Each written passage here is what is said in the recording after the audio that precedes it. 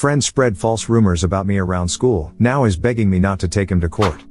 I 18M have had rumors spread about me by my friend James 18M. Me and James had been inseparable since kindergarten. We grew up in the same neighborhood, went to the same schools, and shared countless memories, from late-night talks to epic backyard football games. James was the kind of friend who could always make me laugh, no matter how bad my day was. We had dreams of starting a business together someday, something that combined our love for tech and creativity. In high school, our friendship only grew stronger. We shared interests, joined the same clubs, and even worked part-time jobs together. James had an infectious personality that drew people to him, and I was the quieter one. We complemented each other perfectly, and everyone at school knew us as a duo. It all started during the summer break before our junior year. James and I were brainstorming ideas for a tech startup. We had spent weeks researching, coding, and sketching out our business plan. One evening, while we were working late at my place, we had a heated argument over a disagreement about the project's direction. James insisted on going one way, and I thought it was too risky. The argument escalated, and in frustration, James stormed out. The next day at school, things took a strange turn. I started hearing whispers in the hallways, murmurs about something James had supposedly said. I dismissed it at first, thinking it was just gossip, but the rumors quickly grew. Students I barely knew started avoiding me, and some even gave me looks of pity. The whispers turned into full-blown accusations. It wasn't long before the rumors reached a new level. According to James, I had supposedly spread false accusations about him, claiming he was cheating on his girlfriend and stealing from our tech project. The stories were outrageous, and they painted me as a villain in a drama I hadn't even started. But these initial rumors were just the beginning. James began spreading more insidious lies. He told people I was involved in illegal activities, accusing me of stealing from classmates and teachers, and even hinted that I had been involved in a local burglary. The rumors became darker and more serious, with some suggesting I had assaulted a student at a party